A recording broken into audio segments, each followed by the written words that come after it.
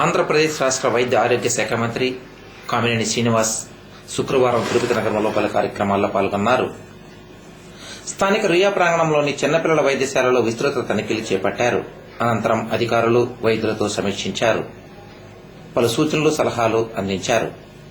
విద్య వైద్యం అతి ముఖ్యమన్నారు.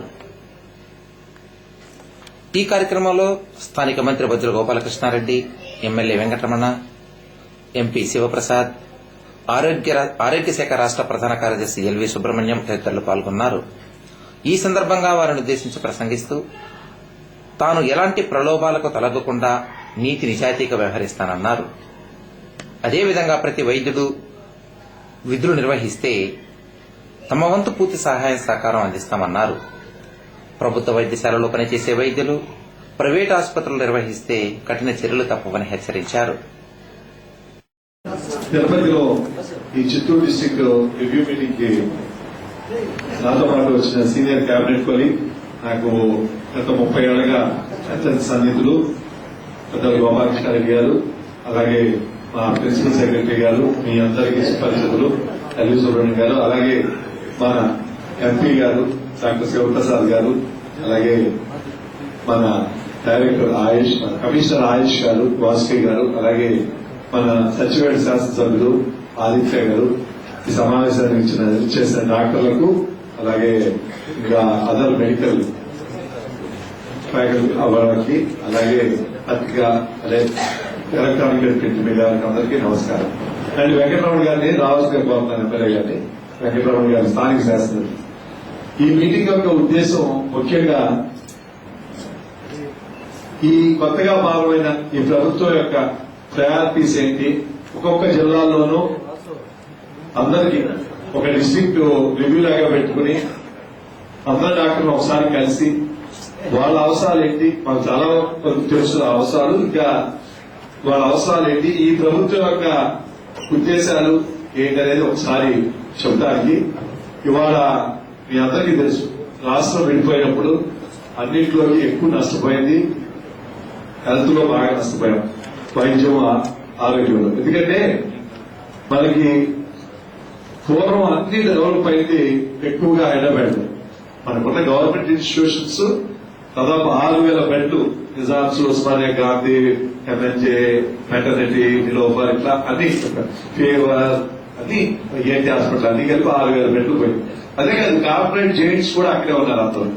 ఇవాళ ప్రతి పట్టణం ఒక ఇంత దూరం. అప్పుడు స్థానిక ఎస్వి మెడికల్ కళాశాల అటానమీ ఆడిటోరియంలో రాష్ట్ర ఆరోగ్య శాఖ మంత్రి కామినేని శ్రీనివాస్ పాల్గొని పరిశుభ్రత పరిరక్షణ అనే అంశంపై ప్రసంగించారు.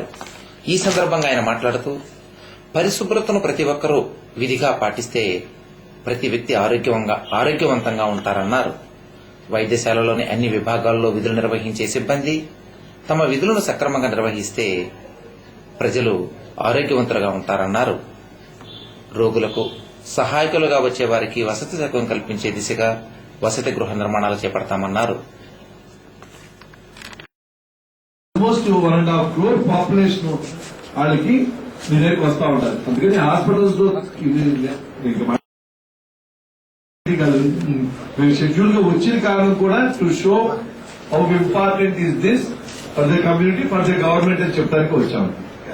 అలాగే మాట్లాడతానమ్మా. అందుకని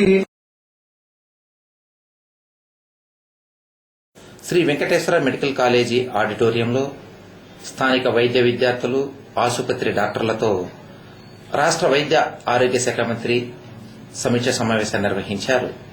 అనంతరం ఆయన పాత్రికేయులతో కొద్దిసేపు ముచ్చటించారు. 100 days పీరియడ్ సందర్భంగా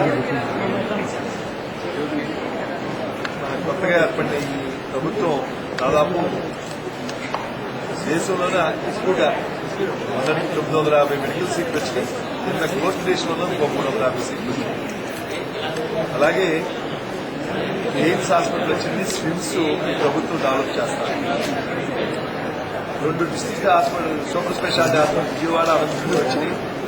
ఇంకా ప్రతి జిల్లాలోనూ ఒక సూపర్ స్పెషాలిటీ హాస్పిటల్ రావాలని చంద్రబాబు నాయుడు గారు చేయాలి. టీపీఏ మోడల్లో మందులు కూడా ఫ్రీగా ఇవ్వాలనుకుంటున్నారు. ఒక ఒక 1000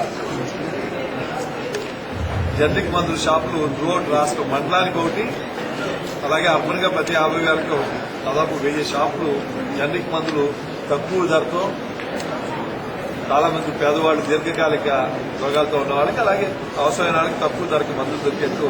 తదుపరి స్విమ్స్ ఆసుపత్రిలో మైక్రోస్కోప్ పరికరాన్ని ప్రారంభించారు.